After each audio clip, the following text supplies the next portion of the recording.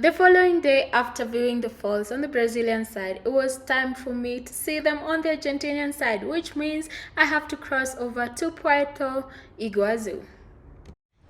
I've learned to pack light so I can be able to walk to places with my both bags comfortably, and I'm walking for around 800 meters now, and they're not that heavy, so kudos to me.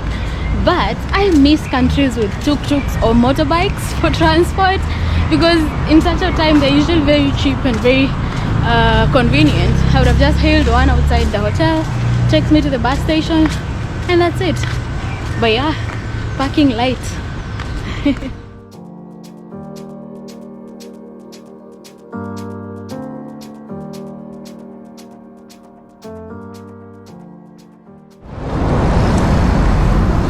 So let's be real for a moment.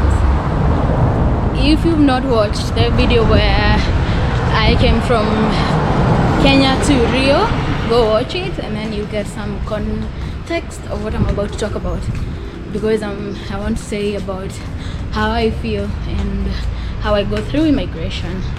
So right now I'm going to take the bus to the Argentinian border.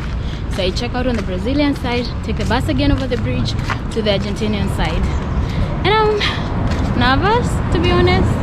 Like, I am trusting God with everything because I know that He's with me, but because of past experience, there's still some bit of me that is still not so confident, let me say. So I'm confident, probably like 70%, but there is part of me that's been nervous because I keep asking myself, are the documents I have correct? Are they the ones they want?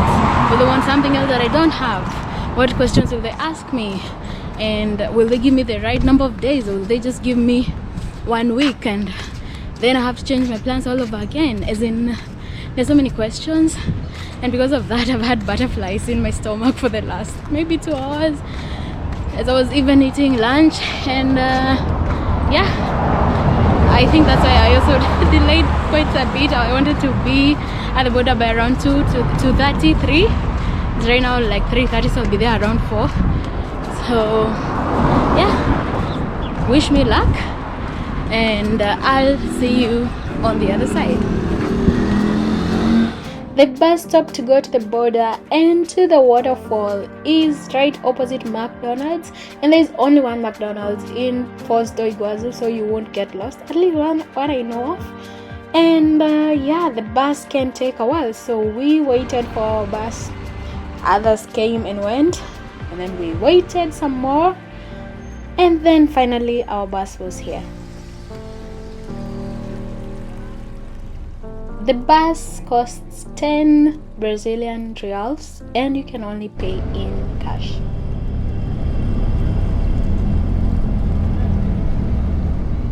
The first stop obviously is the Brazilian side, because you have to stamp out because you're leaving the country, but the locals don't have to come here, so this is only for foreigners. And a lot of the reviews I read online say that buses don't usually wait for people at the Brazilian border, so they just drop you off, they go, and then you have to wait for another like 30 minutes for the next bus by the same company to come get you. But our driver was actually really nice and he waited for us. So you then drive over the bridge of the Iguazu River that divides Brazil and Argentina, and you get to the Argentinian border point. At this point I was actually pretty nervous because I had just been stamped out of Brazil. I was going towards the immigration at Argentina, and I wasn't sure what I would find. I was around number 4 in the queue, and I was the last one to go back to the bus, but the driver was waiting for me.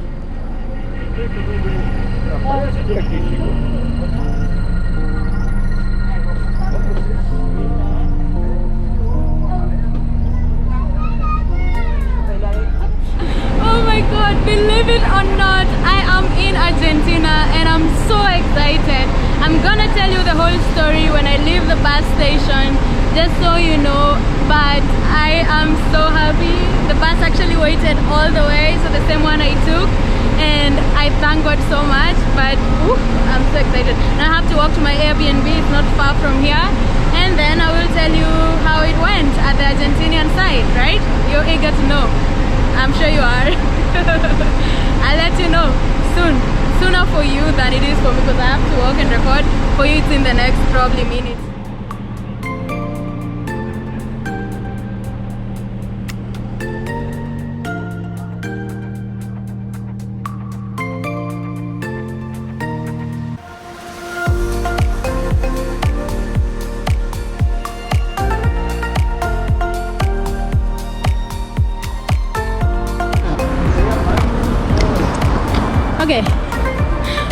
Okay, seriously, when I tell you guys, without Google Maps I would be lost, like really lost.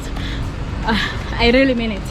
So when I read reviews about my Airbnb, and everybody was saying that it's so close to the bus station, either because most of the reviews are in Spanish and Airbnb then translates it to English, might have been that, because then they were saying that the place is close to the bus station, and so I thought they meant the final bus station, because like in Brazil, bus station is rodoviária or something like that and then bus stop is parada, omnibus or something like that, right? And those two things are very different. So turns out it's the same thing with here. And my host actually sent me pictures, directions, everything, but I was working all day today before I started coming here, and between all that and jitters about immigration, I didn't look closely to see that I should have alighted before the bus station at a bus stop, so you get the difference. So now, instead of walking only like 5 blocks, I am walking probably a kilometer plus, which is nice. I get to see the town, I get to show you the town but at the same time I am carrying all this. It's not that heavy. I think my backpack at this time is 11 kgs, and this one is probably 6 or 7. Maybe carrying total of 16 or 17 kgs. It's not so bad. I'm used to walking, so also not so bad. But yeah, I should be more careful next time. But yeah, in the meantime, I'm gonna show you the streets of Puerto Iguazu. So the town on Brazilian side is called Foz do Iguazu, and it's Iguazu with a C, and a C with a thingy down there. And on the Argentinian side, it is Puerto Iguazu with a Z. So this is Puerto Iguazu.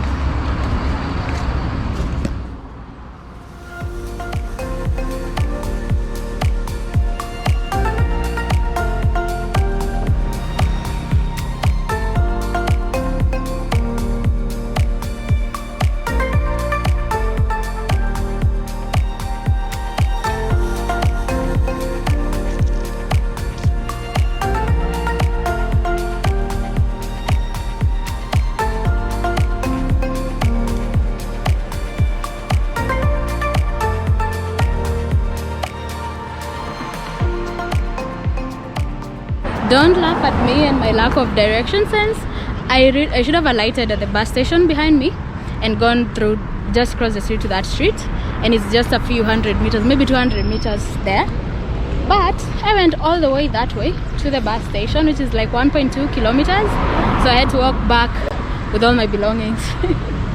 But I'm so used to getting lost. I'm not even surprised that it happened. As I usually say, Google Maps saves me all the time when that happens, like today. Whew. I'll count carrying these bags for nearly 1.5 km today. Actually more, because in Foz do Iguazu I carried it for like a kilometer. So for like maybe approximately 2.5 and walking, I'm counting that as today's exercise.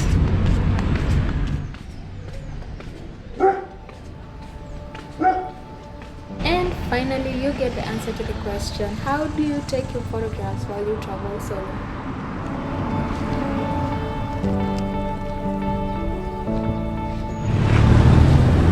here now. I have to look for the apartment.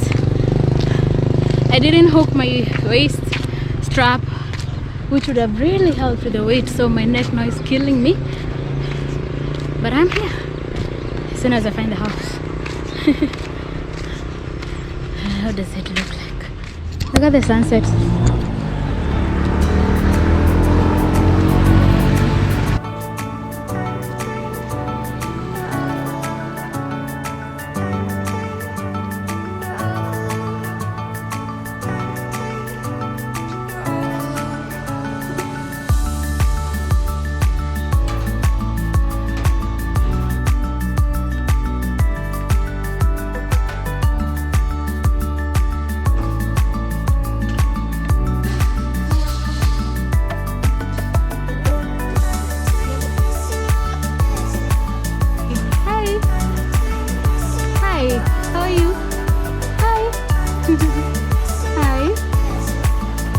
Good doggy.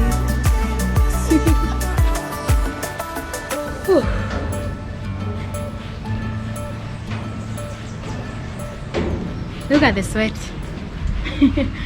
Usually I sweat when I get to a place and stand, not when I'm walking. That's when it all comes down like water.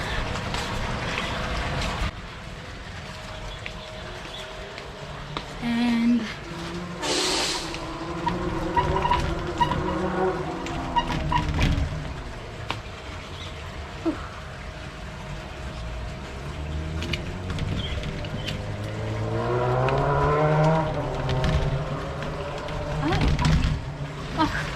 it's a sliding one. Oh my god.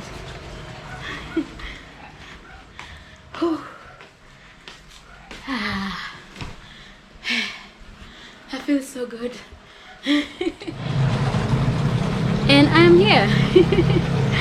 Oh, that was a long walk with the bags. They're not that heavy, but still over time you start to feel the weight on your neck, especially because I forgot to hook my my waist strap, which always helps. So next time I remember that. But I'm here in Argentina, my country number. Guess? Do you know? Do you remember? Da-da-da-da. Did you get it right? 42. So yeah, I'm so happy to be here. I love this town already. It's almost like Puerto Iguazu. It's a nice small town, and yeah, over time I'm beginning to realize I enjoy visiting big cities, but I enjoy living more in smaller, more organized towns like this one. So I have a pool, but I don't even think I have time to swim in it. Let me go sit here at the balcony as I talk to you about immigration. Okay, so we stopped by the Brazilian side.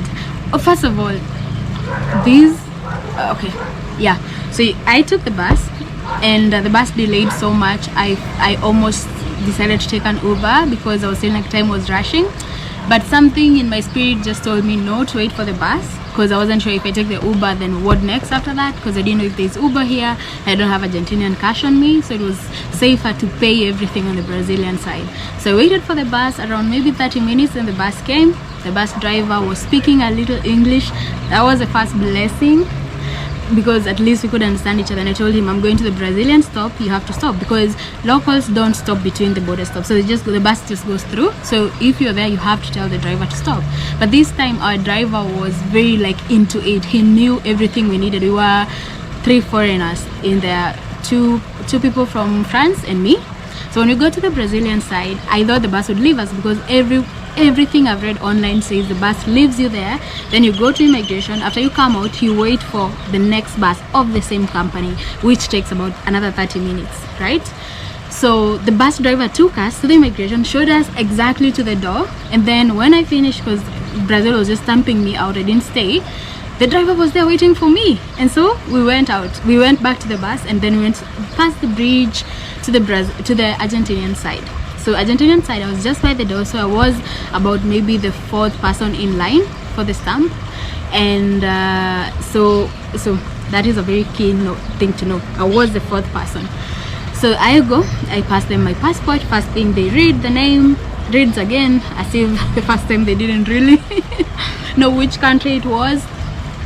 And then he passes through my passport. Of course, I have a lot of stamps, and the Brazilian and Argentinian visa are on the other half of my passport. So he goes through it until he gets to the Argentinian one.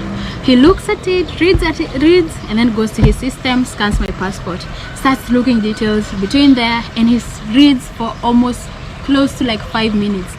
Meanwhile, everybody is passing by, because everybody is going, showing their ID if they are local, and then passing.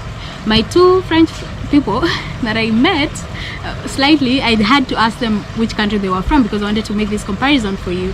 They passed with their French passports. They don't have visas. They're allowed to come here visa free, but no questions asked. Literally no questions asked. They didn't even spend a minute or two there. They just passed and continued, right? So that's just that one difference I wanted to show you. So I'm now in line. My guy starts talking to the other guy. It's always the one they call the second guy, it's always when jitters start. But to be honest, I had jitters when I was in Puerto Iguazu, as I said. But the moment I got on the bus and got on the Brazilian stamp and then got on the Argentinian line, I became so calm. And to be honest, that wasn't me, that was God. That was Holy Spirit just being there with me, literally holding me. I wasn't believing myself. My heart rate was normal. I wasn't like scared. I wasn't shaking. I was waiting for whatever questions they asked me. I answered truthfully and nothing else, right? I had prayed to God. Like, I'm honestly generally tired of fighting for myself at immigrations and check-ins. I'm all out of that fight right now, but that doesn't mean I'm giving up going. It just means I'm going and leaving it to God. So I'm still visiting all other countries. Yeah, no matter whether or not they like it. Anyway, so the second guy and my guy, both of them, they look through my stamps all over again. They look their system. I don't know what they were missing. Like, they were missing a certain detail. It wasn't aligning with what they're seeing on the system when they scan my passport and what they're seeing on the visa that's on my passport. So they stay another few minutes. People are still going, and the line now is almost empty. Remember, I was fourth in line of about like 30 people, right? Now everybody else has passed me. So after another few minutes, another lady comes in. So now there are 3 people. So the lady seems more senior, because she looks at my passport, reads, it says Trente, which is 30 or something like that. So that one I caught, because I have 30 days on my visa. And then she says something perfecto. So I think she was telling them it says 30 days and I'm allowed 30 days or something like that. So she reads it, a couple of it, and she leaves them. So when I hear the word perfecto, I felt a bit confident, because I felt like maybe she approved, and if she's senior like a supervisor, then that means it's okay. And then the next thing that happened was the fourth guy, you know, who was there now, because there were no more people. The third guy, now fourth guy, who was on the line of immigration. Now I'm holding 3 computers, comes, and so my guy asked me, like, where are you going? Do you speak Spanish? Like, habla español? I say no, because I understand a little bit, but not to the level where I can speak to somebody fluently at all. So I told him no. Then he Googled, I think he Google translated, where are you going? I told him I'm going to Buenos Aires after Puerto Iguazu. He then asked me for my address. So like where I'm staying in Buenos Aires. I was so, I think, busy, because, you know, I was working all morning, and then I started preparing to come here, and I was also a bit worried about whether they'll ask for the return to Kenya or the return to Brazil, and the return flights, they were just like running in my head. So I totally forgot to print my Airbnb receipt, which I always do, that shows the address, the name of the person, their contact. I totally forgot to do that. And by the time I crossed from the Brazilian side to the Argentinian side, my SIM card from Brazil stopped working, and so I was offline. So in Airbnb, the only thing I could see was the chat, and the name of the house is just like private room in blah blah blah, whatever I booked, right? So not so good, because I couldn't get the address. So he went through my communications with the lady and realized, yeah, it's an actual one, but he asked me, where's the address, what's the name? I told him I don't have Wi-Fi, no Wi-Fi. So I just said no Wi-Fi, and I click and it shows offline. So that guy, so there were 3 guys and 1 lady. The lady had already left. Now I'm with 3 guys. So that guy is the one who told him it's Airbnb. Then he told me, you know that it's our 1 entry, right? Because I only have a single entry. I told him yes. I told him I'm going to Buenos Aires, and after Buenos Aires I just go back to Brazil. so I don't plan, because a lot of people come to Puerto Iguazu, then go back to Iguazu, then Puerto, like that, as many times as they want. Because if you're allowed to go, and locals, you can cross the border like literally 10 times if you wanted. For me, I can only cross once. So if I was to go back to Iguazu today, that is it for my Argentinian visa. So he made sure that I knew that if I leave Argentina now, at any moment now, I won't be able to come back on the same visa. So I told him, yeah, I know that. And so that was it. He then told this other guy, the first guy, to write just Airbnb on the system. So they wrote Airbnb, and then they wrote Airbnb, and then they stamped my passport and wrote 30 days on it. That was a success, but I still stayed there more than 10 minutes. Everybody else passed me. I was fourth in line, but I was the last one. But this is the thing, right? The bus waited. Literally, the bus waited for me. I thought I would have to stand there and wait for another bus from the same company. I don't know how, because that's how it seems to work online. But the bus waited for me. So the bus waited for us on the Brazilian side and on the Argentinian side. So the same bus I took, only 10 reals, is the one that has gotten me here. Except me getting lost at the bus station, having to walk all the way back. That was really a miracle by itself, because if you read online, people take literally 2 hours on that road just waiting for the next bus, because from the Brazilian side. So I waited 30 minutes, the bus came. Then we went to Brazilian side. I would have waited another 30 minutes for the other bus to come. Then Argentinian side, another 30 minutes. So it takes a long time, and I thank God that I wasn't able, like I didn't have to wait all that long. So even if I go through all this, I do believe I am privileged, because I woke up in a different country today. I worked my 9-to-5 job with people from all over the world, and then I got into another country, and I'll sleep peacefully, and tomorrow I'll wake up and do my job and continue exploring. So as much as I go through all this, that's why I keep going, because the reward is so much more, and every step of the way I feel God's presence and God's protection. And so I want to assure somebody who might be watching me right now, no matter what you're going through, it might not be about travel like me, because all our lives are different, but trust me, God is in your situation, and I believe that for the both of us, even if you don't. So yeah, that is my 2 cents. It took way longer than I thought, but I'm so happy to be in my country number 41. Wait, 42. Country number 42. So excited. Stay on. I'll show you a little more on Argentina. Argentina is so interesting, so different from Brazil, and I'll tell you those facts with the upcoming videos. So thank you so much for watching. Continue watching my videos of my travels. I'll keep giving the immigration processes and the check-in processes, because I realized for somebody with a weak passport like mine, or who is black or an African, or you can either put or in those either weak passport or black or African, whether we like it or not, we will definitely face some prejudices in the way, but that won't stop us. And if you have the trifecta like me, weak passport, black, African, don't worry, you'll still make it. I've been to 42 countries and counting, so don't give up hope yet. God is still reigning, and that's whom I place my hope in. So yeah, thank you for watching. Click subscribe, comment, like, share, you know the drill, and see you in the next one. Bye. Join me next time as I show you the famous Devil's Road in Argentina, as well as the Tres Fronteras, which is 3 countries at one place.